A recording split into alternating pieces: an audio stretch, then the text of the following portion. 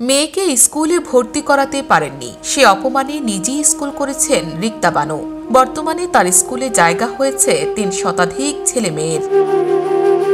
Cerebral পালসিতে আক্রান্ত নিজের প্রতিবন্ধী সন্তানকে স্কুলে ভর্তি করাতে ব্যর্থ মনোকষ্টকে জয় করে শত শত বুদ্ধি প্রতিবন্ধী শিশুর মুখে হাসি ফুটিয়ে বিশ্বের ১০০ প্রভাবশালী নারীর তালিকায় বাংলাদেশি নারী সমাজের গর্ব নার্স রিক্তা আক্তার বানু।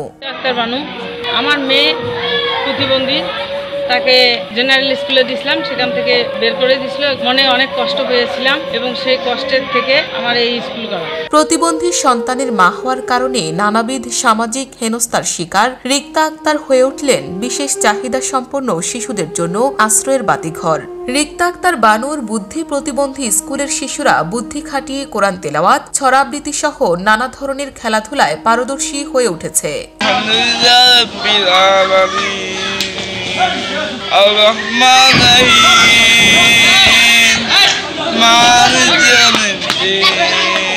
স্কুলে যাওয়া আসা প্রত্যেকটি বাচ্চারা না পড়াশুনো বলতে পারে, হিসেব পাতিও শিখতে পারে। শারীরিক প্রতিবন্ধতাকে জয় করে এসব শিশুদের কেউ হতে চায় পুলিশ সুপার, আবার কেউ হতে চায় জেলা প্রশাসক।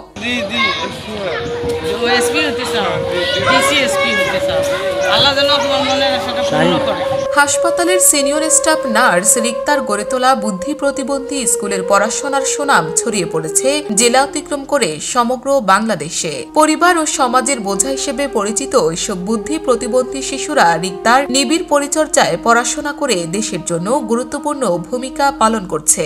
আমি যখন স্কুল করাই তখন শুরু ছিল যতটুকু বাচ্চা নিয়ে। এখন সেই বাচ্চাগুলো কেউ ডিগ্রি পড়তেছে, আবার কেউ ব্যবসা করতেছে, কেউ সেলাই মেশিন চালাইতেছে। বুদ্ধি প্রতিবন্ধী শিশুদের নানাবিধ সমস্যার মধ্যে প্রধান সমস্যা হলো তারা টাকার হিসাব বোঝে না। ফলে পরিবারের বাজারঘাট সামলানোর কাজে কোনোভাবেই এদেরকে কাজে লাগানো যেত না। রিক্তার গড়ে তোলা স্কুলের বিশেষ চাহিদা সম্পন্ন ছাত্ররা হিসেব নিকেশে বেশ পটু। যারা মায়ের আসল ছেলে দেয় নাই, পয়সা চেনে নাই, তারা এখন ১০০০ টাকার নোট নিয়ে বাজারে গেলে তারা খরচ করে নিয়ে আসে, সে টাকা হিসাব করে নিয়ে আসতে পারে। যেসব প্রতিবন্ধী শিশুদের দেখলে অন্য স্বাভাবিক শিশুরা তুচ্ছ তাচ্ছিল্য করে ঢিল ছুঁড়ে মারত, কিংবা খেলার মাঠে যাদের জায়গা হতো না, তারাই আজ গ্রামের সকল মানুষের ভালোবাসার পাত্র।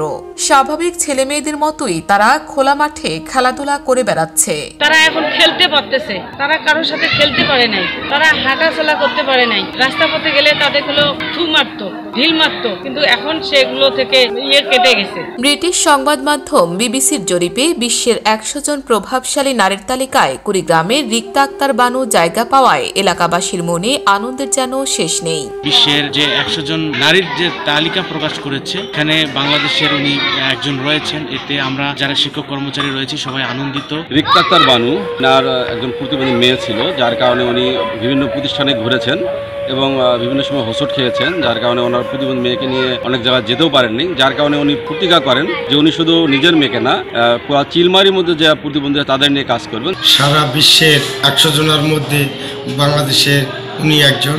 ওনাকে নিয়ে আমরা গর্ববোধ করি, ওনার দীর্ঘায়ু কামনা করি। কুড়িগ্রাম জেলার চিলমারিতে ৩০০ জন বিশেষ চাহিদা সম্পন্ন শিশুদের জন্য অটিজম স্কুল প্রতিষ্ঠা করে বিশ্বের ১০০ জন প্রভাবশালী নারীর মধ্যে নিজের নাম দেখতে পাওয়ায় উজ্জীবিত নারী সমাজের আইকন সমাজসেবী রিক্তা আক্তার বানু লুৎফা। আমার একটা বাচ্চার জন্য এখানে এখন প্রায় ৩ শতাধিক বাচ্চা, এটা আমার অনেক বড় গর্ব। আমি আরেকটু কথা বলতে চাই যে বিবিসি থেকে আমাকে বিশ্বের মধ্যে যে ১০০ জন নারীর তালিকায় বাংলাদেশে একমাত্র আমি রিক্তা আক্তার বানু, আমার নাম প্রভাবশালী নারীর তালিকায় তথ্য প্রযুক্তি বিভাগে আমাকে যে অন্তর্ভুক্ত করেছেন, এটা নিয়ে আমি অনেক গর্বিত এবং বিবিসিকে অনেক ধন্যবাদ। যারা আমাকে এটা করছেন ওনাদেরকে অনেক ধন্যবাদ এবং সাংবাদিক পরিবারকে অনেক ধন্যবাদ এবং যারা বিশ্বে যারা আছেন, বিভিন্ন সমাজের বিভিন্ন ধরনের লোকজন আছেন, ওনাদেরকে অনেক ধন্যবাদ জানাই। আমাদের দেশের প্রধান উপদেষ্টা এবং ধন্যবাদ জানাই